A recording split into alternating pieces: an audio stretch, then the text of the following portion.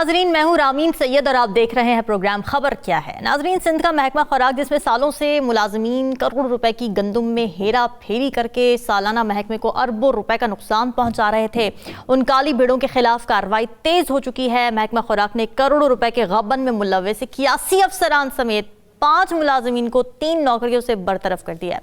तो क्या कुछ सामने आया इस स्कैंडल में, इस पर तफसील से बात करेंगे इंचार्ज इन्वेस्टिगेशन साउथ मंसूर मुगीरी से। एक और अहम मामला FBR का है। FBR के गोदाम से करोड़ों रुपए के स्मगल शुदा सिगरेट चोरी हो गए थे, जिसके बाद इंक्वायरी की गई और पता ये चला कि FBR के अपने ही मुलाजमीन सिगरेट चोरी में मुलव्वस निकले, जिन्होंने गोदाम से 2 करोड़ 40 लाख रुपए के सिगरेट चोरी किए थे। तो कौन कौन मुलव्वस था इसमें और उनके खिलाफ क्या कार्रवाई की जा रही है, इस बारे में जानेंगे नुमाइंदा फैसलाबाद बिलाल सिकंदर से। दूसरी तरफ मुल्तान में जिला काउंसिल के मुख्तलिफ शोबों में बड़े पैमाने पर माली बेज़ाब्तगियां सामने आ गई हैं। पता ही चला कि 1 साल के दौरान 17 करोड़ 48 लाख रुपए की माली बाज़ाब्तगी का इंकशाफ हुआ और मालूम ये हुआ कि अफसरान ने ओपन टेंडर्स के बजाय चहीते ठेकेदारों को नवाजने के लिए कवानीन को नज़रअंदाज किया। इस हवाले से नुमाइंदा मुल्तान ज़हीर अब्बास के पास एक्सक्लूसिव स्टोरी है, उनसे बात करेंगे। लेकिन सबसे पहले मामला है सिंध के महकमा खुराक का, जिसमें करोड़ों की करप्शन सामने आई है। सरकारी गोदामों में मौजूद गंदुम फरोख्त करके रकम हड़प की जा रही थी। ये भी मालूम हुआ कि महकमा खुराक के कई दर्जन मुलाजमीन अरबों रुपए की गंदुम फरोख्त करके रकम हथिया चुके हैं। इन मुलाजमीन के खिलाफ कार्रवाई तो शुरू कर दी गई है, मगर मंसूर साहब, इतना बड़ा सामने आया है, ये कब से हो रही है करप्शन और इसके पीछे कौन है, असर और रसूख किसका है? बिस्मिल्लाहिर्रहमानिर्रहीम, शुक्रिया। जैसे कि आपने बताया कि सिंध में मुलाजमीन जो हैं वो वैसे हैं तो छोटे ग्रेडों के, कोई 9 ग्रेड का है, कोई 14 का है, कोई 16 का है, लेकिन पैसे के हिसाब से करोड़ों और अरबों रुपए के हैं। अच्छा। तो अभी महकमा खुराक ने इंतहाई सख्त इकदाम उठाना लेना शुरू कर दिया है। कोई 4 ऐसे अफसरान हैं जो 16 ग्रेड और 15 ग्रेड के हैं, उनको फाइनल शोकास नोटिस दे के नौकरियों से बरतरफ कर दिया है, जबकि 4 सुपरवाइजर हैं उनको भी बरतरफ कर दिया है। कोई 8 के करीब और हैं जिनको फाइनल शोकास दिया गया है। इन लोगों के लिए ये है कि कोई 81 करोड़ रुपए से ज़ायद इन्होंने, जहाँ पर इनकी ड्यूटियाँ थी सिंध भर में मुख्तलिफ फूड गोदाम थे, उन ड्यूटियों से इन्होंने क्या किया कि गंदम की बोरियाँ रात के अंधेरे में उठा के और बाहर मार्केट में फ़रोख्त कर दी। अच्छा। फ़रोख्त करके पैसे अपनी जेब में रख लिए और वो पैसे लग गया, वो अपने कारोबार में इस्तेमाल करना शुरू कर दिया। और पता कैसे लगता है कि ये इन लोगों ने फ्रॉड किया है, जब साल का इख्तिताम होता है तो वहाँ से सिंध भर के जितने भी गोदाम है वहाँ उनको हुक्म दिया जाता है कि गोदाम खाली करें, सारी बोरियां आप यहाँ कराची के लांडी गोदाम और पिपरी गोदाम, दीगर किराए के गोदामों में आप शिफ्ट करें। अच्छा। यहाँ से जब शिफ्ट होता तो वहाँ पर हर एक के भांडे खुल गए ना, भांडा फूट गया। पता लगा कि इसकी 1 लाख बोरियां कम है, किसी की 4 लाख बोरियां, किसी की 8 लाख, इस तरह हिसाब किया गया। एक शख्स जो है उसकी तरफ 52 करोड़ रुपए है, एक 16 ग्रेड का बंदा 52 करोड़ एक शख्स। और कोई 8-10 सालों से इनके तरफ ये वाजिबात है, 8-10 सालों से कोई बड़ी कार्रवाई नहीं हो रही थी। अभी जो मौजूदा टीम है महकमा खुराक की, आला अफसरान है, सेक्रेटरी फूड है, डायरेक्टर फूड है, सच्ची बात यह है कि उनके एफर्ट्स की वजह से पहली बार ये बड़ी कार्रवाई हम देख रहे हैं। अदरवाइज हमने महकमे की तरफ से बड़ी कार्रवाइयाँ नहीं देखी हैं। बराए नाम क्या होता है कि उनको सस्पेंड करते हैं। अच्छा। वो सीजन कमा के फिर जब सीजन करीब आता है प्रोक्योरमेंट गंदम की, फिर उनको पोस्टिंगें दी जाती हैं। तो यही सिलसिला कोई 15-17 सालों से चल रहा था। पहली बार नौकरियां इनकी ख़त्म हो गई हैं। अब मामला यह है कि नौकरियां तो चली गई, इनके यहाँ जो वाजिबात हैं वो कैसे आएंगे। तो सेक्रेटरी खुराक मुझे बता रहे थे कि हमने डिप्टी कमिश्नर्स को कहा है, हमने दीगर जो सोर्सेस है उनको कहा है कि इनसे रिकवरियां करें, इनकी पेंशन जो है बंद करें, इनके दीगर जो है एसेट्स जो हैं उनको सीज करें ताकि रिकवरी हो सके। और मैं अपने नाज़रीन को ये भी बताता चलूँ कि ये 8-10 नहीं है, कई दर्जन मुलाजमीन हैं जिन्होंने गंदम की बोरियां सरकारी गोदामों से उठा के फरोख्त की हैं। और कुछ जो समझदार थे उन्होंने क्या किया कि वो फरोख्त करके पैसे ले लिए, पैसों से कारोबार किया।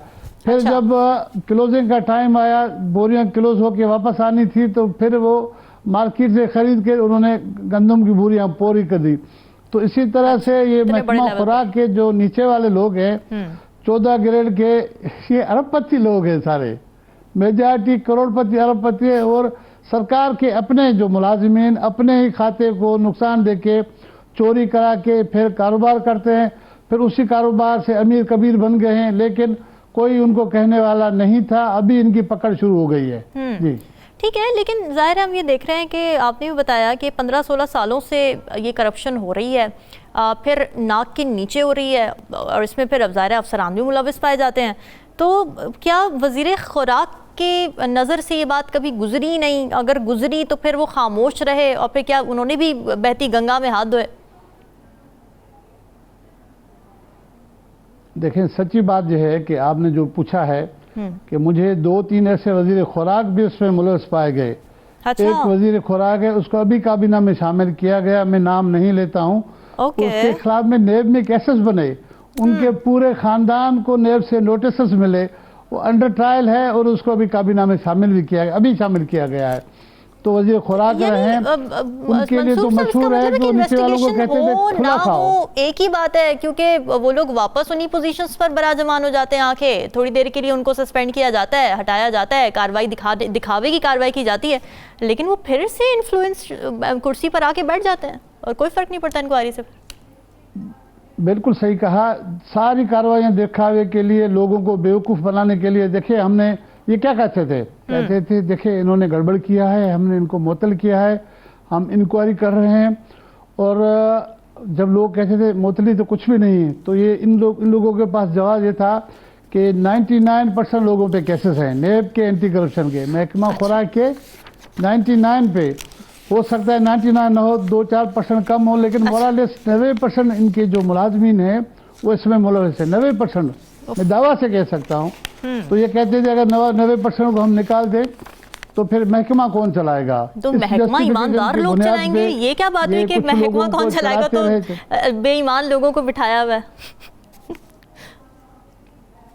यही तो बड़ी ज्यादती है, यही तो बड़ी ज्यादती है। उन बेईमानों को इंक्वायरी साबित हो जाए फिर उन्हीं को पोस्टिंग देते थे। कहते हैं अफसरान कहते हैं क्या करें, बड़ी बड़ी सिफारिशें आ रही हैं, हम क्या करें, हम मजबूर हैं। लेकिन हकीकत यह है कि मजबूरी अपनी जगह पे, सिफारिशें अपनी जगह पे, लेकिन हिस्सापति लेते रहे हैं ये। कई 2-3 वज़रा का तो मुझे पता है उनको हिस्सापति मिलता रहा है। उनके पीए जो हैं, स्टाफ अफसरान जो है, वो रिकवरियां करते हैं। इसी वजह से तो नेब में उनके खिलाफ इंक्वायरियां शुरू हो गई। लेकिन हैरान हूं कि नेब ने भी कुछ नहीं कर सका इनके लिए। तो इस मैसिव लेवल पे यहाँ पर सिंध में महकमा खुराक में करप्शन है। पुलिस तो सच्ची बात यह है कि बदनाम है, पुलिस बदनाम है ना रिश्वत के लिए। सही बात। वो तो पुलिस वाले 2-4 हज़ार रुपए में बदनाम हो जाते। ये तो करोड़ों रुपए के, छोटे मोटे मुलाजमीन करोड़ों रुपए की बात है। हाँ, और देखिए ना, दिखने में ऐसा लगता है कि जैसे बस ठीक है गंदम की बोरियां ही हैं जो चोरी हुई है, लेकिन वो सिलसिला कहाँ तक जा रहा है, ऊपर उसकी जड़ें कितनी मजबूत हैं, पॉलिटिकल इन्फ्लुएंस उसका कितना ज्यादा है, जिसकी वजह से इनेबल किया जा रहा है कि ये सारी करप्शन हो। ये बड़ी तशवीशनाक बात है। बिल्कुल, ये ऑर्गेनाइज तरीके से हुआ है, कोई ऐसे वैसे नहीं हुआ है कि आप सोच सकते हैं कि कोई छोटा मुलाजिम इस तरह की करोड़ों रुपए की करप्शन करे और उनको कोई ना पूछे। ये बड़े ऑर्गेनाइज तरीके से हुआ है और महकमा खुराक सिंध को तबाह किया है इन्होंने। महकमा खुराक सिंध बर्बादी पे आ गया। ये सिंध का महकमा खुराक ऐसे है जैसे वफाक के लिए स्टील मिल है, पीआई है या रेलवे है। इस पोजीशन में आके खड़ा कर दिया इस महकमे को इन्होंने, सिर्फ इन मुलाजमीन ने और इनके हवारियों और पॉलिटिकल लोगों ने, जो इनकी सरपरस्ती कराते हैं, जो इनको पोस्टिंगें लेके देते हैं, फिर इनसे जो है हिसाब किताब लेके अपनी जेबी में भरते हैं और प्रेशर देते हैं गवर्नमेंट पे, सीएम पे, बिलावल साहब पे, औरों पे कि हमारे बंदे नहीं लगा जाते, हमारी कोई बात नहीं सुनता। तो इस तरह का ये ऑर्गेनाइज क्राइम ये 15-17 सालों से हो रहा है। अब पहली बार हम देख रहे हैं कि इस पर कार्रवाइयाँ शुरू हो गई है। खुदा करे कि ज़्यादा कार्रवाइयाँ हों और इनसे रिकवरी भी हों ताकि सरकारी खजाने में ये पैसे वापस आ जाएं और इनको इनके खिलाफ जो है वो ट्रायल में भी इनके केसेस भेजे जाएं। ऐसे ना हो कि पैसे उन्होंने कारोबार से इतने पैसे तो कमा लिए होंगे, वापस करके फिर जो है ना यही लोग बड़ी गाड़ियों में ये अब देखिए ना, ये आपकी मैं खबर पढ़ रही हूँ, इसमें लिखा हुआ है कि महकमा खुराक की तरफ 80 अरब से ज़ायद के वाजिबात हैं मुख्तलिफ बैंकों के। तो ज़ाहिर है अगर रिकवरी नहीं होगी तो फिर ये नुकसान कौन भरेगा? इतनी गंदम मौजूद है क्या कि उसको फ़रोख्त करके नुकसान को पूरा किया जा सके? या यही दो ऑप्शन है ना, रिकवरी हो या गंदम फ़रोख्त? मिस्रामीन, आपने बहुत अच्छी बात की निशानदेही की है। कोई 125 अरब की रिकवरी थी, वाजिबात थे बैंकों का महकमा खुराक पे। उन्होंने बड़े मुश्किलों से सारे गंदम जो है ना वो खाली करा के फरोख्त करके जो पैसे 30-40 करोड़ रुपए आए, 30-40 अरब वापस कर दिए। अभी भी 80 अरब रुपए से जायद के वाजिबात हैं।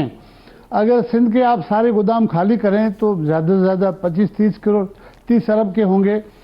तो 50, 55 या 60 अरब का तो बिल्कुल क्लियर घपला है महकमा खुराक में। 50-60 अरब रुपया एक महकमे के लिए बहुत ज़्यादा है, और सूबाई महकमा हो। चलो आपका पीआई या स्टेट मिल रहा है, वफाक का है, और बड़े इदारे थे, एक छोटा महकमा, उस पर अगर 50-60 अरब रुपए आ जाएं तो आपकी सिंध गवर्नमेंट जो सूबाई गवर्नमेंट है कितना भरेगी, कहाँ से भरेगी? तो ये महकमा खुराक की ये पोजीशन इन्होंने बना दी है कि अभी 80 अरब रुपए से ज़्यादा का डिफ़ॉल्ट है इसमें बैंकों के। कुछ 7 अरब रुपए के करीब तो ये सूद भरते हैं, इंटरेस्ट भरते हैं बैंकों का, लेकिन जान नहीं छूट रही इनकी। ठीक है। अच्छा मंसूर साहब, ज़ाहिर है हम थोड़ा सा इसकी तरफ भी आते हैं कि मसले हैं अपनी जगह, ठीक है, इंक्वायरियाँ होती हैं, रिपोर्टें सामने आती हैं, इंकशाफात होते हैं बहुत बड़े बड़े, मगर उस पर एक्शन हो भी जाता है कभी, जैसे अब देख रहे हैं कि एक्शन हो तो रहा है, मगर फिर जो सोल्यूशन है या जड़ों को ठीक करना वो क्या है? क्योंकि देखें अगर एक कारोबार मुसलसल खसारे में जा रहा है तो फिर बेहतर नहीं है कि उसको ख़त्म ही कर दिया जाए और फिर वो सब्सिडी काश्तकारों को डायरेक्टली दी जाए, ना कि फ़ायदा सरकारी मुलाजिमीन को पहुंचाया जाए जो कि ऑलरेडी करप्ट प्रैक्टिसेस में मुलविस हैं मुसलसल, हमें ये बात पता है। मैं आपके सवाल में एक अपने नाज़रीन से इंफॉर्मेशन भी शेयर करता हूँ। ये इतने उस्ताद हैं, एक तो इन्होंने खुद जो है बोरियां गंदम की रात के अंधेरे में फ़रोख्त की, दूसरा इन्होंने कहा था कि हमारे गोदाम नहीं हैं। इन्होंने मुख्तलिफ जो प्राइवेट लोग हैं उनसे जाके डीलिंग की कि आपके पास हम गोदाम में ये रखवाते, आपको किराया दिलाते हैं। फिर उसी से जाके मिल भगत करके उन गोदाम वालों ने भी गंदम फरोख्त कर दी। वो भी अरबों रुपए के गोदाम वाले डिफॉल्टर बने। जब ये बात 4-5 साल पहले मीडिया में रिपोर्ट हुआ तो नेब ने अच्छा खासा डंडा लिया, उन गोदाम के मालिकों को गिरफ्तार किया, केसेस बनाए, तो कुछ ने पैसे दिए, अभी वो पैसे भी रहते हैं। कोई एक नहीं है कि इन्होंने अपने गोदामों से जहां पे रखवाया उनसे भी मिली भगत करके वहां पर भी ये चोरियां करा दी, अरबों रुपए का नुकसान वहां से भी हुआ है। तो बात आपकी बिल्कुल सवाल बजा है कि ये जो सब्सिडी दे रही है सिंध गवर्नमेंट 30-40 अरब रुपए के गंदम में, जो सिर्फ और सिर्फ ये जो अफसरान हैं, इनके हवारी हैं, जो पॉलिटिकल लोग हैं, उनको फ़ायदा देने से बेहतर है कि 30-40 अरब रुपए आप काश्तकारों के लिए सब्सिडी रखें, बराह रास्त रखें, ताकि किसी आप फ़र्ज़ करें कि ये 30-40 अरब महकमा खुराक वाला आप महकमा ज़राअत को दे दें और उनको बाउंड करें कि आप चाइना से जो जदीद मशीनरी आ रही है वो मशीनरी आप सब्सिडी रेट पे काश्तकारों को दें, ताकि काश्तकारों को अच्छा हो जाए। मशीनरी के साथ आप बीज दे दें, आप कुछ और चीज़ें दें, तो 30-40 अरब रुपए की सब्सिडी काश्तकारों के लिए बहुत ज़्यादा है और ये महकमा खुराक के बजाय महकमा ज़राअत से ये काम हो सकता है। मंसूर साहब, ज़ाहिर आप फील्ड में काम भी करते हैं, फिर आपके ये जो महकमा खुराक के जो इन्फ्लुएंशियल लोग हैं उनसे भी गुफ्तगू होती रहती होगी, आपका एक्सपोजर है। ये बताएं कि जब इस तरह के स्कैंडल्स सामने आते हैं तो क्या हुकूमत, जैसे ये सिंध का ये स्कैंडल है, तो क्या हुकूमत सिंध इसको लेती है, इस पर कोई नोटिस लेती है, कोई पॉलिसीज़ बनाने की कोशिश करती है, कोई रिफॉर्म लाने की कोशिश करती है कि इस तरह के मुसलसल वाक़यात सामने आ रहे हैं तो क्यों ना एक जामे मरबूत पॉलिसी बना दी जाए ताकि प्रिवेंट हो सके, ये मामला बार बार सामने ना आए? देखिए, जब कायम अली शाह साहब थे चीफ मिनिस्टर सिंध के तो उन्होंने नोटिस भी लिया था, उन्होंने सख्ती से नोटिस लिया था। अच्छा। फिर मुराद अली शाह साहब आए, उन्होंने उससे ज़्यादा बढ़ के चल के नोटिस लिया। अच्छा। तो एक पब्लिक अकाउंट्स कमेटी की मीटिंग हो रही थी, मैं वहाँ बैठा हुआ था। अच्छा। तो सेक्रेटरी साहब से जब चेयरमैन पब्लिक अकाउंट्स कमेटी ने यही सवाल किया तो उन्होंने कहा कि सर, आपकी सोच है कि ये कितने पावरफुल लोग हैं, ये इतने पावरफुल हैं, ये मुझे धमकियां दिलाते हैं कि अगर आपको सेक्रेटरी रहना है तो खामोश रहे, हमारे खिलाफ ना बोलें, आपको धमकियां मिल रही हैं, हमारे खिलाफ ये केसेस ना भेजें, ना नेविन कामिल शाह साहब नहीं, वो सेक्रेटरी खुराक जो थे उसको। अच्छा, सेक्रेटरी खुराक। अच्छा, तो कामिल शाह साहब को अपने एमपीए, अपने पॉलिटिकल लोग जाके मिन्नत समाजित करके अच्छा। पोस्टिंगें कराते थे।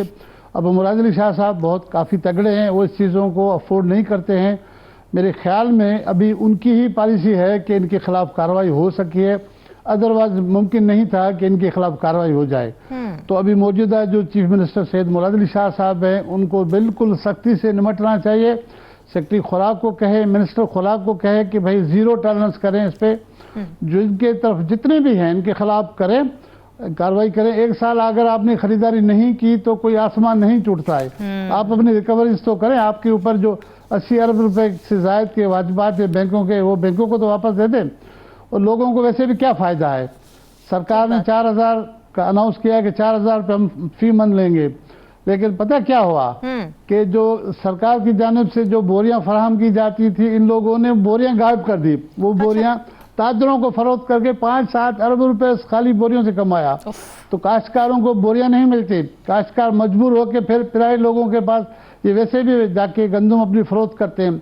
तो बेहतर नहीं है कि इनको हर तरफ से फ़ायदा देने के बजाय आप 1 साल खरीदारी ना करें। जितने मुलविस लोग हैं इनको जेलों में डालें, इनसे रिकवरीज करें, इनकी इमलाक ख़त्म करें। देखिए पैसे दे रहे हैं, आपको नहीं दे रहे, तो काश्तकारों की वो जो सब्सिडी आप महकमा ज़राअत से दिला दें, खाद की सूरत में दिला दें। डीएपी का इतना ख़तरनाक रेट है, काश्तकार खरीद नहीं सकते। अगर सिंध गवर्नमेंट डीएपी या यूरिया के मद में सब्सिडी दे दे और इसमें सब्सिडी दे दे कि जदीद मशीनरी चाइना से आ जाए या और ममालिक के वहाँ से मशीनरी आ जाए, काश्तकारों को मिल जाए, तो ये भी बड़ी गनीमत होगी, उनको फ़ायदा होगा, बराह रास्त होगा। ठीक बात है, ये बड़ा इंपॉर्टेंट है। Thank you so much Mansoor साहब, आप इतने इंपॉर्टेंट मौजू पर हमसे रहे थे। इंपॉर्टेंट यही है कि पॉलिटिकल विल भी होनी चाहिए। इंक्वायरियाँ हो जाती हैं, रिपोर्टें सामने आ जाती हैं, मुलविस अफसरान की, मुलविस मुलाजमीन की निशानदेही भी हो जाती है, मगर फिर उसके बाद क्या किया जाता है? क्या उन लोगों को वापस इख्तिदार की कुर्सियों पर बिठा दिया जाता है? ये इंपॉर्टेंट सवाल है। पॉलिटिकल विल बहुत ज़्यादा इंपॉर्टेंट है। मुल्तान की बात करेंगे, मुख्तलिफ शोबों में बेज़ाब्तियाँ सामने आ रही हैं, क्या सूरत हाल है, इस पर बात होगी इस ब्रेक के बाद। स्टे विद अस।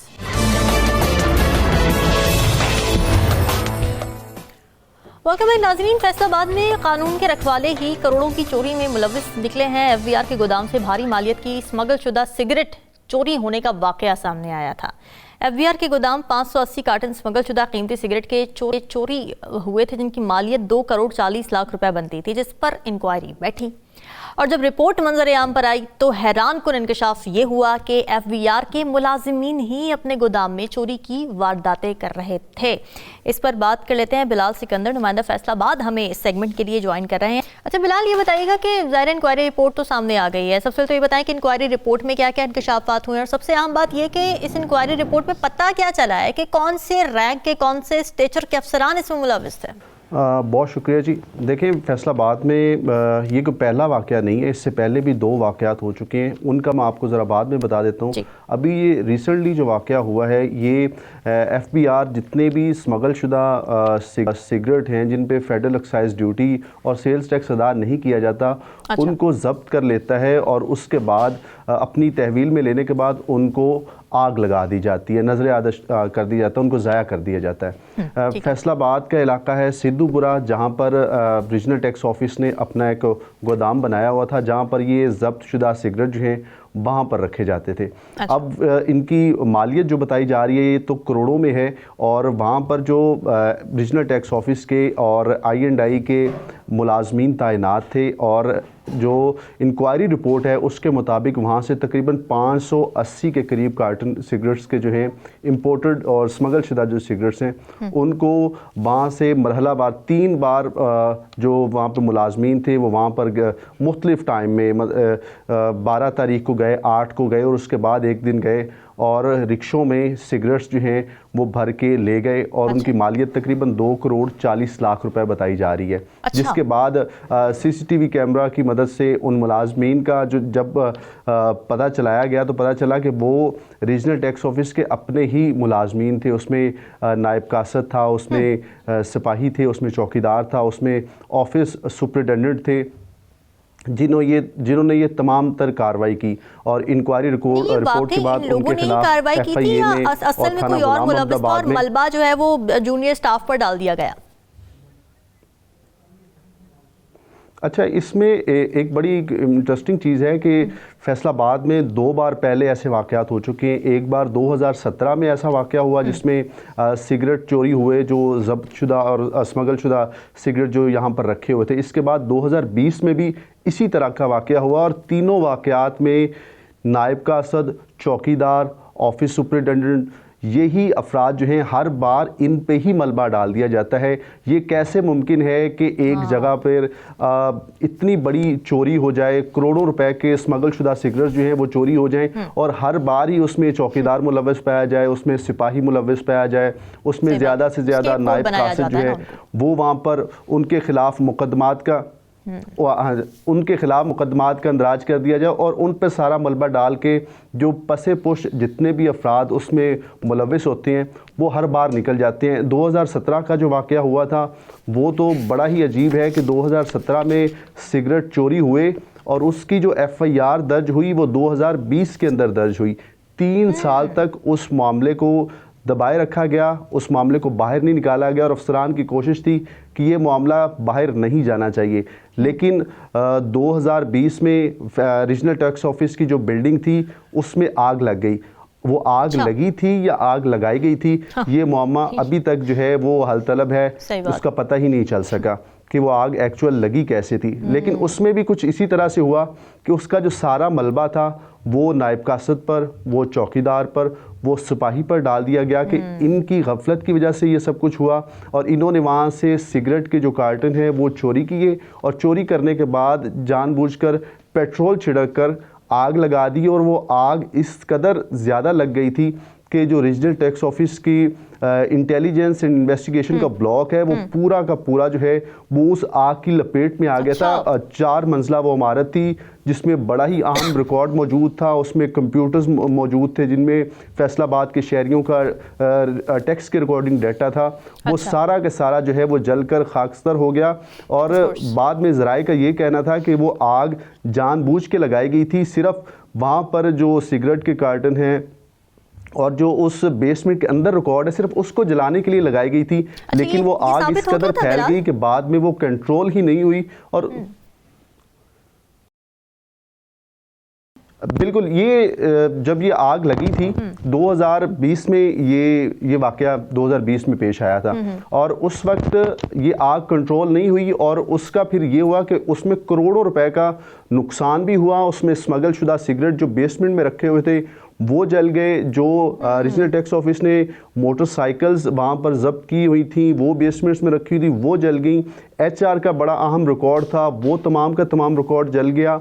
और जब इस्लामाबाद हेडक्वार्टर से टीम यहाँ पर पहुँची फैसलाबाद ये तमाम तर मामले को जो है इंक्वायर करने के लिए, तो उन्होंने फिर पूछा कि 2017 में भी एक इस तरह का वाक़या हो चुका है तो उसकी इंक्वायरी रिपोर्ट तो हमें दिखाएं कि उसमें आपने क्या किया है। तो अफसरान जो थे वो उस वक्त परेशान हो गए कि हमने तो उसका कुछ किया ही नहीं है। तो फिर उस वक्त 2017 की FIR जो है वो 2020 में उस वक्त उसका अंदराज करवाया गया जब कि रीजनल टैक्स ऑफिस में आतिशज़दगी का वाक़या पेश आया और उस वक्त फिर 3 साल के बाद फिर वहाँ पर जो है वो एक फैक्ट फाइंडिंग कमेटी जो है वो तश्कील दी गई जिसमें उस वक्त एडिशनल कमिश्नर थे सज्जाद अमजद और 7 एडिशनल कमिश्नर थे असद ताहिर जप्पा। उन्होंने फिर इंक्वायरी की और उन्होंने इंक्वायरी में ये कहा कि तकरीबन 75 के करीब जो सिगरेट के कार्टन्स हैं वो चोरी किए गए थे और उसमें नायब कासिद मुलव्वस था, उसमें चौकीदार मुलव्वस था, उसमें सिपाही मुलव्वस था, उसमें सिक्योरिटी पर मौजूद एक एहलकार मुलव्वस था। लिहाजा इनके खिलाफ कार्रवाई जो है वो की जाए और नहीं आया। और आपको इसमें बड़ी हैरत होगी कि ये 2017 में जो लोग मुलव्वस उसमें किए गए 2020 में भी उन्हीं लोगों को ही उन पर मलबा डाल दिया गया जो 2020 में आतिशज़दगी का वाक़या पेश आया और जो 2017 में सिगरेट चोरी का वाक़या पेश आया उसमें उन जो मुलाजमीन थे उनको एक ही केस में, दोनों केसों में उन्हीं मुलाजमीन को फिट कर दिया गया और फिर पुलिस ने उनको पकड़ा। उन पर बदतरीन तशद्दुद जो है पुलिस की जानिब से किया गया 1 महीने तक और उसके बाद जब वो केस चला, वो केस अदालत में गया और अदालत में सबूत ना होने की वजह से तमाम तर जो मुलाजमीन थे उनको बाइज्जत बरी कर दिया अदालत ने। और उसमें से अब दो मुलाजमीन जो हैं वो अब उनको ट्रिब्यूनल ने बहाल भी कर दिया है, और जितनी तनख्वाहें इस दौरान उनको पे नहीं की गई थी वो तमाम तर तनख्वाहें भी उनको दोबारा से पे की गई हैं। इसमें एक बहुत बड़ा सवालिया निशान तो ये है कि हर बार, लेकिन इस इंक्वायरी रिपोर्ट से कितनी फैक्चुअल हैं, कितनी थॉरली इन्वेस्टिगेटेड हैं और कितनी फ्री फ्रॉम इन्फ्लुएंस है, ये पता लगाना, इसको सुपरविजन का कोई मैकेनिज्म कि इंक्वायरी रिपोर्ट को सुपरवाइज किया जाए, क्रॉस चेक किया जाए, या फिर उसको बाद में चैलेंज किया जाए, जैसे कि आपने बताया कि उसको चैलेंज किया गया और फिर उसमें साबित हो गया, तो ये तो एक बड़ा मजबूत मैकेनिज्म होना चाहिए इन इंक्वायरी रिपोर्ट्स को लेके भी। बिल्कुल होना चाहिए। जो मैंने आपको 2017 का वाकया बताया है उसमें फैसलाबाद रीजनल टैक्स ऑफिस में चीफ कमिश्नर थे शाद मोहम्मद। अच्छा। उन्होंने एक इस हवाले से बाकायदा तौर पर एक मरासला जो है वो FBI हेडक्वार्टर को भी लिखा था कि उन्होंने अपने तौर पर यहाँ पे इंक्वायरी की है और उनको पता चला है कि इसमें कुछ अफसरान मुलव्वस पाए गए हैं, लिहाजा उनके खिलाफ जो है वो इंक्वायरी की जाए, उनके खिलाफ कार्रवाई अमल में लाई जाए ताकि पता चल सके कि एक्चुअल में किस शख्स ने स्मगल शुदा सिगरेट्स जो हैं वो चुराए हैं और फिर वो मार्केट में फ़रोख्त किए हैं। लेकिन चीफ कमिश्नर का लिखा हुआ ख़त, उसकी भी आज तक जो है वो कोई रिपोर्ट सामने नहीं आई। तो आप इसी से अंदाज़ा लगा लें कि अगर रीजनल टैक्स ऑफिस में चीफ कमिश्नर से बड़ी अथॉरिटी तो कोई भी नहीं है, तो चीफ कमिश्नर जो है उसकी अथॉरिटी का भी ख्याल नहीं किया गया। और वो जो लेटर लिखा गया था FBR को, उस हवाले से भी किसी किस्म की कोई इंक्वायरी जो है वो इनिशिएट नहीं की गई और ना ही उसकी तफसीलात आज तक सामने आई हैं। इसी तरह ये 2024 का जो वाक़या गुज़श्ता दिनों में पेश आया है, इसमें भी बिल्कुल सेम वही पुराना स्क्रिप्ट जो है उसको दोहराया गया है। और इसमें इस बार जो चोरी की गई है वो कुछ ज़्यादा ही है, तकरीबन 2,40,00,000 की चोरी जो है वो हुई है। और ये जो सिगरेट्स स्मगल शुदा हैं, ये फैसलाबाद देख लें, चन्योट, झंग और इसके अलावा जो सराउंडिंग के एरियाज़ हैं वहाँ पर बहुत बड़ी तादाद में, जाहिर सी बात है पूरे पाकिस्तान में वैसे लोग जो हैं वो स्मोकिंग कुछ लोग करते हैं, कुछ नहीं करते, तो स्मोकिंग के हवाले से यहाँ पर भी इसी तरह से है। और जो स्मगल शुदा सिगरेट्स होते हैं उन पर ना फेडरल एक्साइज ड्यूटी होती है ना सेल्स टैक्स होता है, तो लोग इसी शॉर्टकट को इस्तेमाल करते हुए सिगरेट्स जो है वो मंगवाते हैं, स्मगल करते हैं। तो यहाँ पर जो क्योंकि बहुत बड़ी मार्केट है, इतनी बड़ी तादाद में फैसलाबाद रीजनल टैक्स ऑफिस की जानिब से कोई इतनी कार्रवाइयाँ भी नहीं की जाती। अगर आप मार्केट्स में देखें तो स्मगल शुदा सिगरेट्स की भरमार है मार्केट्स में, लेकिन ऑफ एंड ऑन कभी कभार जो है ये कार्रवाई करके स्मगल शुदा सिगरेट्स जो हैं उनको अपनी तहवील में ले लेते हैं, लेकिन उनके खिलाफ कार्रवाई उस तरह से नहीं की जाती। और जो सिगरेट्स भी तहवील में लिए जाते हैं, अफसरान खुद ही 2 से 3 साल के बाद उनको चोरी करवा कर जो है वो कभी नायब कासद पर डाल दिया जाता है, कभी चौकीदार पर डाल दिया जाता है, कभी वहाँ पर मौजूद सिक्योरिटी एहलकार पर डाल दिया जाता है। और जो वाक़या 2020 में आतिश ज़दगी का हुआ था, तो वहाँ पर जो सिक्योरिटी ऑफिसर थे नजम सियाल, उनकी जो मुद्दत में जो मुकदमा दर्ज हुआ था, तो उनका इसमें बयान ये था कि वो वहाँ पर मौजूद थे अपने साथ ही क्वार्टर में जहाँ पर ये आतिश ज़दगी का वाक़या पेश आया। तो जब उनकी CDR निकलवाई गई तो वो अपने घर में 18 हज़ारी में मौजूद थे, ना कि स्पॉट पे मौजूद थे। तो इसी से अंदाज़ा लगा सकते हैं कि एक चीज़ का जो ग्राउंड है वो ही झूठ पर मबनी है, तो केस कैसे सच्चा साबित हो सकता है। और ये अदालत ने भी इसको साबित किया। और ये लोग चाह रहे थे, अफसरान जो हैं, कि इन मुलाजमीन पर 780A की कार्रवाई जो है दहशत गर्दी की दफ़ात इन पर लगाई जाए और इनके ख़िलाफ़ जो है मुकदमा दहशत गर्दी का चलाया जाए। तो अदालत ने वो मुकदमा भी खारिज कर दिया, ना सिर्फ मुकदमा खारिज किया बल्कि तमाम के तमाम लोगों को जो है उसमें बाइज्जत बरी कर दिया।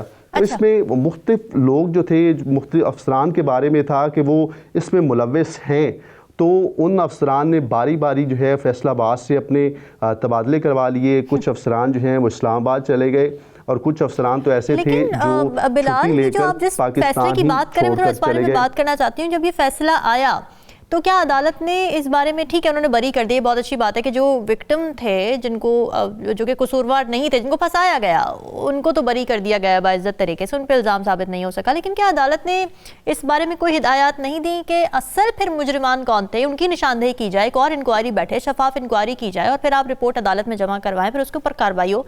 इस बारे में नहीं बात की गई? देखें, जब केस मबनी ही एक उसकी बुनियाद ही झूठ पर होगी तो केस वो टिकेगा नहीं, क्योंकि इस केस में जो मुद्दई था वो रीजनल टैक्स ऑफिस था। उन्होंने उन ग्राउंड्स पर जो केस बनाया था उसमें सबूत मौजूद ही नहीं थे, क्योंकि अदालत ने तो केस को लेकर चलना था सबूतों की बुनियाद पर। तो जब अदालत को जो सबूत दिए गए वो काफ़ी नहीं थे, उसमें सिर्फ़ और सिर्फ ये था कि ये लोग ड्यूटी पर मौजूद थे, इसके अलावा बाकी जो 7 चीज़ें लिंक करती थी वो मौजूद ही नहीं थी। तो अदालत ने उनको बाइज्जत बरी तो कर दिया।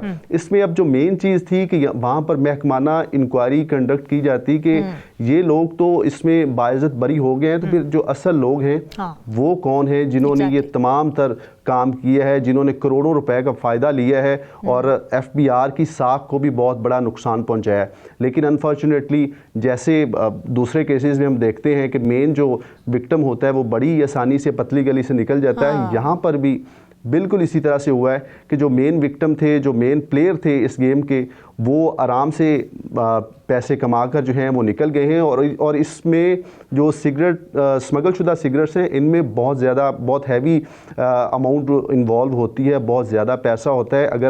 अगर जो लोग ये सिगरेट जो हैं बाहर से इंपोर्ट करते हैं उनको इस चीज़ का अंदाज़ा है कि इस पर तकरीबन 100% से भी ज़्यादा टैक्स जो है वो लगता है फेडरल एक्साइज ड्यूटी का, और उसके बाद तकरीबन 18% सेल्स टैक्स इसमें इन्वॉल्व होता है। तो उन चीज़ों से बचने के लिए तो ये स्मगल शुदा सिगरेट्स यहाँ पर लाए जाते हैं और इसमें बाकायदा तौर पर FBR का आशीर्वाद जो है वो शामिल होता है, क्योंकि ये पॉसिबल नहीं है कि कोई चीज़ स्मगल होकर आए, वो मार्केट में मौजूद हो, वो खुलम खुला सेल हो और वहाँ पर जो अफसरान हैं FBR के, रीजनल टैक्स ऑफिस के अफसरान हैं, उनको किसी किस्म का पता ही ना चले।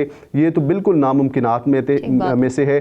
और फैसलाबाद की हद तक अगर बात की जाए तो 100 में से कोई 5 से 7% के करीब कार्रवाई जो है, ये भी मैं बहुत ज़्यादा आपको बता रहा हूँ कि 5 से 7% तक कार्रवाई जो है वो जो सिगरेट माफिया है उनके ख़िलाफ़ की जाती है। उनके सिगरेट्स जो हैं स्मगल शुदा सिगरेट्स उनको तहवील में लिया जाता है, बताया जाता है कि हमने ये कार्रवाई की है। लेकिन आज तक फैसलाबाद में हमने नहीं देखा कि जो स्मगल शुदा सिगरेट जब्त किए जाते हैं उनको बाद में आग लगाई जाए, उनको जलाया जाए और बताया जाए कि हमने इतने कार्टन जो सिगरेट के हैं वो पकड़े थे, इतने करोड़ की टैक्स चोरी जो है इनमें हुई थी और उनको हमने नजर आतिश कर दिया है। ऐसा कभी भी नहीं हुआ। हाँ, ये ज़रूर होता है कि 2 से 3 साल के बाद अफसरान वो सिगरेट खुद ही किसी न किसी तरीके से मुलाजमीन को बीच में डालकर वो सिगरेट जो हैं वो चोरी होते हैं और वही सिगरेट जो हैं जो स्मगल किए हुए पकड़े जाते हैं, फिर उन्हीं लोगों को दोबारा सेल आउट किए जाते हैं और उनसे भारी रकूम जो है बिल्कुल ऐसी ही। मगर अफसोस की बात यह है कि अल्टीमेटली मलबा सारा चला जाता है चौकीदार नायब कासिद और सिपाहियों पर। बिलाल सिंह शुक्रिया, आप इस हवाले से बड़ी डिटेल्ड आपने स्टोरी दी है। मजीद करेंगे बात इस ब्रेक के बाद। Stay with us. Welcome back जी। मुल्तान में जिला काउंसिल के मुख्तलिफ शोबों में बड़े पैमाने पर माली बेज़ाब्तियाँ सामने आई हैं। पता ये चल रहा है कि 1 साल के दौरान 17 करोड़ 48 लाख रुपए की माली बाज़ाब्तियों का इंकशाफ हुआ है और ये भी मालूम हुआ है कि पंजाब प्रोक्योरमेंट रूल्स 2014 की खिलाफ वर्जी की गई, 3 करोड़ 82 लाख रुपए की मुबैना खुर्द बुर्द की गई और अफसरान ने ओपन टेंडर्स के बजाय चहीते ठेकेदारों को नवाजने के लिए कवानीन को नज़रअंदाज किया। ये एक्सक्लूसिव स्टोरी लेकर आए हमारे साथ ज़हीर अब्बास मौजूद है। Numayan Zaheer, welcome to the show. मैं रिपोर्ट पढ़ रही थी, उसमें एक लफ्ज़ मैं बहुत ज़्यादा देख रही हूँ, बार बार रिपीट हो रहा है। वो लफ्ज़ है अदम वसूली। मुख्तलिफ फ़ीस की अदम वसूली है, निजी हाउसिंग सोसाइटी से फ़ीस की अदम वसूली है, तशहीरी फ़ीसों की अदम वसूली है। तो ये अदम वसूली की वजह क्या किसी को नवाजना है? जी, पहले तो शुक्रिया। उसके बाद आपको थोड़ी सी तफसील बताता हूँ कि अदम वसूली क्यों होती है, क्यों सरकारी फीसें जो है वो वसूल नहीं की जाती। ये सिर्फ जिला कौंसिल का मसला नहीं है, बल्कि म्यूनसिपल कॉर्पोरेशन में इसी तरह के मामला सामने आए, इसी तरह मुल्तान तरक्याती इदारा उसमें भी इसी तरह के मामले सामने आए। होता यह है कि जब भी सरकारी कोई फीस होती है उसको वसूल किया जाता है तो यहाँ पर जो सरकारी मुलाजमीन होते हैं, जो सरकारी अमला होता है, उसकी कोशिश होती है कि कोई भी बिल्डिंग बनती है तो उसको जो है वो सरकारी खाते में उसका इंदराज ना किया जाए, बल्कि उसे अंदर खाते जो है उसकी मंजूरी की। मुख्तलिफ जो इमारतें बनती हैं शहर में तो उसका जो कंट्रोल है वो म्यूनसिपल कॉर्पोरेशन के पास है, कुछ का एरियाज का जिला कौंसिल के पास है, कुछ एरियाज जो है मुल्तान तरक्याती इदारा के ज़ेरे कंट्रोल हैं। तो जिला कौंसिल के ज़ेरे कंट्रोल जो इलाके हैं उसमें जब भी कोई बिल्डिंग बनती है, चाहे वो रिहायशी हो चाहे वो कमर्शियल हो, तो उसकी फीस जो है वो अदा की जाती है। वो फीसें फीसें किस तरह की होती हैं, नक्शा फीस होती है, उसके बाद कन्वर्जन फीसें होती हैं, उसके बाद कमर्शियलाइजेशन की फीसें होती हैं। अब होता यह है कि जो अमला है, जो प्लानिंग ब्रांच का अमला है, वो कोशिश ये करता है कि ज्यादा से ज्यादा जो बिल्डिंग्स हैं उनको पोशीदा रखा जाए, उनका इंदराज ना किया जाए, उनसे सरकारी फीसें वसूल ना की जाए। तो ये जो वसूलियां हैं वो वसूलियां सरकारी खाते में दर्ज नहीं होती, मगर वो जो है उनसे भारी नजराने वसूल करते हैं। उनको खुद ये तरीके बताते हैं कि आपसे हम ना नक्शा फीस लेंगे, ना हम आपसे कन्वर्जन फीस लेंगे, ना कमर्शियलाइजेशन की फीस लेंगे।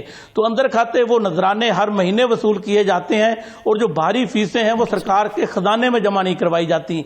यही वजह है कि जब भी ऑडिट होता है तो ऑडिट के दौरान जब सर्वे वगैरह किए जाते हैं तो पता चलता है कि शहर में बिल्डिंग तो 400 फर्ज करो, लेकिन जो सरकारी खाते में रजिस्टर्ड है उनकी तादाद सिर्फ 100 है। तो उस वक्त जो है वो दोबारा से सर्वे करवाया जाता है, पता चलता है कि उसमें जो अमला है, जो प्लानिंग ब्रांच का अमला है, रेगुलेशन ब्रांच है जिला कौंसिल की, तो उसकी जानिब से बड़े पैमाने पर जो है वो रिलीफ दिया जाता है, अंदर खाते मामला तय किए जाते हैं और फीसें वसूल ना करके कौमी खजाने को नुकसान पहुंचाया जाता है।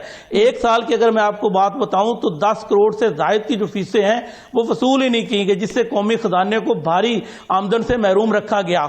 उसमें थोड़ी सी डिटेल में जाते हैं कि मुख्तलिफ जो फीसें हैं उसमें कमर्शियल इमारत के जो मालकान थे, जो कमर्शियल इमारतें मुख्तलिफ एरियाज में बनाई गई, तो उनसे 7 करोड़ 58 लाख रुपए की फीसें जो है उसमें कन्वर्जन फीसें थी, नक्शा फीसें थी, कमर्शियलाइजेशन की फीसें थी, वो वसूल ही नहीं की गई। इसी तरह जो तालीमी इदारे हैं उनसे मुख्तलिफ फीसों की मद में जो है वो 1 करोड़ 79 लाख की रकम जो है वो वसूल ही नहीं की जा सकी। इसी तरह जो निजी सोसाइटीज हैं, कुछ तो मुल्तान तरक्याती इदारा के इलाके में है तो उनके जेर कंट्रोल हैं, तो कुछ ऐसी हैं जो कि जिला कौंसिल के अंडर हैं, तो उनके सारी जितनी फीसें हैं वो जिला कौंसिल में जमा करवाई जाती हैं। अच्छा। तो ये करते जो मुलाजमीन है, वो जो प्रॉपर्टी मालकान है उनसे मामला तय करते हैं और जो हाउसिंग सोसाइटी के मालकान हैं उनको फीसों की मद में रिलीफ दिया जाता है और उनसे भारी नजराने वसूल किए जाते हैं। तो मुख्तलिफ हाउसिंग स्कीमों से भी जो है 1 करोड़ 10 लाख की फीसें जो है वो वसूल नहीं की जा सकी। मजमूई तौर पर अगर बात की जाए माली बेज़ाब्तियों की, तो जिला कौंसिल में 1 साल के दौरान 17 करोड़ 48 लाख रुपए की मुबैना माली बेज़ाब्तियों का इंकशाफ हुआ, जिसमें बड़े पैमाने पर सरकारी फीसें वसूल ना करके कौमी खजाने को नुकसान पहुंचाया गया।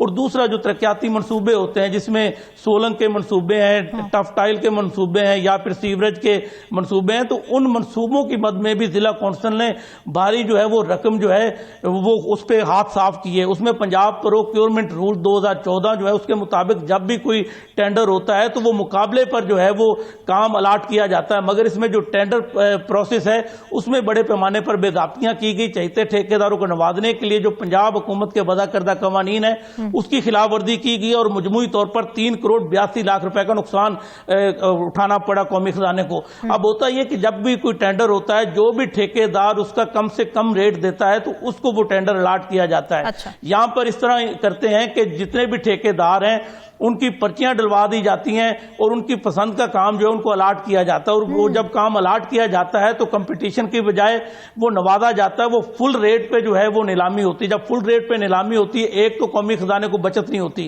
क्योंकि अगर 4 करोड़ का काम है, अगर उसकी नीलामी 3.5 करोड़ में हो तो सीधी 50 लाख की जो है वो कौमी खजाने को बचत हो सकती है। उसके बाद उसमें मुकाबला होता है, मुकाबले में कम से कम रेट वाला जो है उसको टेंडर अलाट होता है। मगर इसमें जो है ज्यादातर अपने चहेते ठेकेदारों को नवाजने के लिए जो कवानीन है उसकी धज्जियां उड़ाई जाती हैं। ये एक मामला था जो टेंडर अलाटमेंट के मामलात में थे। कुछ ऐसा भी इन्होंने किया कि फन फेयर और टूर्नामेंट वो मुनक्कद ही नहीं करवाए, लेकिन कौमी खजाने से 2 करोड़ 79 लाख रुपए की रकम जो है वो निकलवा कर अफसरान ने आपस में बांट ली। अब इसमें जो एंटी करप्शन ने जब नोटिस लिया मुख्तलिफ मामलात का, तो एंटी करप्शन ने बड़े अफसरान को गिरफ्तार करने के बजाय सिर्फ एक हेड क्लर्क को गिरफ्तार किया, उसने भी बाद में जमानत करवा ली। हेड क्लर्क ने जो उधर सबूत फराम किए एंटी करप्शन को, तो उसमें उसने अपने एक्सियन के खिलाफ भी सारे सबूत जमा करवाए कि मैं अकेला इस जुर्म में शरीक नहीं हूं, मेरे साथ फलां भी शरीक है। जब अफसरान के बारे में बता दिया, लेकिन उसके बावजूद अफसरान को पकड़ा नहीं जा सका। अगर अफसरान को पकड़ा जाता, उस मामले की मुकम्मल इंक्वायरी होती, तो पता चलता कि पिछले 2 साल के दौरान जितने भी तरक्याती मनसूबे किए गए उसमें भारी तो पहली बात तो यह कि भारी कमीशन अफसरान ने खाया। दूसरे नंबर पर टेंडर अलाटमेंट का जो प्रोसेस है उसको भी फॉलो नहीं किया गया, जिसकी वजह से कौमी खजाने को भारी नुकसान उठाना पड़ा। दूसरे जो मामला मैंने आपको बताया कि जो फेक टूर्नामेंट करवाए गए, जो फेक जो है वो फन फेयर करवाए गए, तो उसकी मद में भी भारी रकम जो है वो कौमी खजाने से निकलवाई गई। इसी तरह जो सरकारी फीसों की अदम वसूली है, उसका मामला भी जो है वो एंटी करप्शन में गया कि मुख्तलिफ जो बिल्डिंग इंस्पेक्टर्स हैं वो अपने चहीते प्रॉपर्टी मालकान के साथ मिली भगत करके कौमी खजाने को भारी आमदन से महरूम रखते हैं, तो उनके खिलाफ कार्रवाई की जाए। तो अभी तक पिछले 4 सालों से मुख्तलिफ नौइयत की जो इंक्वायरियां हैं वो एंटी करप्शन में ज़ेरे इल्तवा है, जिसकी वजह से रिकवरी ना होने से कौमी खजाने को जो होने वाला नुकसान है उसका ताहाल अदाला नहीं हो सका।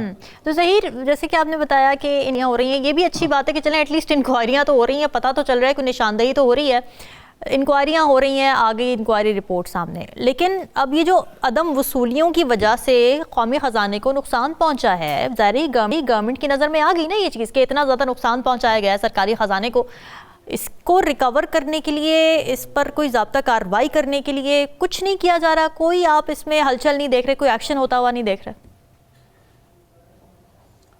जी, मैं वही आपको बता रहा था कि इंक्वायरियां जो हैं वो तो शुरू हो जाती हैं, मगर उन इंक्वायरीज का जो है कोई फैसला सामने नहीं आता, कोई रिकवरी सामने नहीं आती, जिसकी वजह से उसका कोई फायदा होता नजर नहीं आता। ये जो मैंने आपको अदादोशुमार बताए ये सिर्फ 1 साल के थे। अगर 2018 से 2022 तक बात की जाए तो मुख्तलिफ फीसों की अदम वसूली से कौमी खजाने को 17 करोड़ का पहले भी नुकसान पहुंचाया जा चुका है।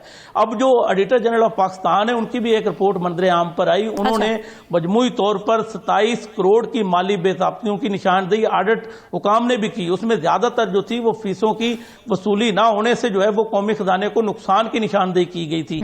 इसी तरह इसके साथ साथ मजीद जो मामलात हैं, जिससे टेंडर अलॉटमेंट है, उसमें भी 4 करोड़ की माली बेज़ाब्तियों का इंकशाफ किया गया। फिर मुख्तलिफ जो फीसें, जो पानी की फीस है उसकी अदम वसूली की भी निशानदेही इसमें की गई। उसके अलावा जो हाउसिंग सोसाइटीज के मालकान हैं उनसे भी 4 करोड़ से जायद की फीसों की अदम वसूली की वो भी बात यहाँ पर की गई। और ऑडिट हुकाम की तरफ से ये डायरेक्शन दी गई थी जिला कौंसिल के अफसरान को कि तमाम तर मामलात की असर नौ इंक्वायरी की जाए, जो जिम्मेदार है उनके खिलाफ सख्त एक्शन लिया जाए और रिकवरी को है यकीनी बनाया जाए। मगर 27 करोड़ की जो वो माली बेज़ाब्तियों की निशानदेही की गई थी उसकी भी कोई रिकवरी नहीं हुई। 1 साल के दौरान मजीद जो 17 करोड़ की माली बेज़ाब्तियां सामने आई हैं इसकी भी कोई रिकवरी नहीं की जा सकी। अगर मजमूई तौर पर इस रकम को जमा किया जाए तो तकरीबन 44 करोड़ से जायद की रकम बनती है, जो 4 सालों के दौरान जो जिला कौंसिल के करप्ट जो प्रैक्टिस में मुलव्वस मुलाजमीन है या अफसरान है वो कौमी खजाने को 44 करोड़ रुपए का टीका लगा चुके हैं। और आपने इस बारे में फिर जिला काउंसिल के जो हुकाम हैं उनसे कोई बात की, उनसे पूछा जाके कि जी आपकी ये इंक्वायरी रिपोर्ट सामने आई है तो आप क्या स्टेप्स ले रहे हैं इसको करने के लिए? तो आपने वहां से क्या जवाब पाया फिर? जी, अगर बात की जाए चीफ ऑफिसर की तो जिला काउंसिल के जो चीफ ऑफिसर है उनका यही मौका, क्योंकि वो म्यूनिसिपल कारपोरेशन के भी चीफ ऑफिसर है, उनके पास डुअल चार्ज है कि वो म्यूनिसिपल कारपोरेशन के भी चीफ ऑफिसर है, यहाँ पर जिला काउंसिल का उनके पास एडिशनल चार्ज है। तो उनका यही मौकफ है कि उनकी तैनाती से पहले के ये सारे मामलात हैं। तो इससे पहले जितने भी जो मुलव्वस अफसरान थे, मजे की बात आपको बताऊं कि इसमें ज्यादातर जो मामलात थे उसमें जो मुलव्वस डिस्ट्रिक्ट ऑफिसर्स थे एक तो रिटायर हो चुके हैं और जो दूसरे हैं वो यहाँ से तबादला करवाकर किसी और शहर जा चुके हैं।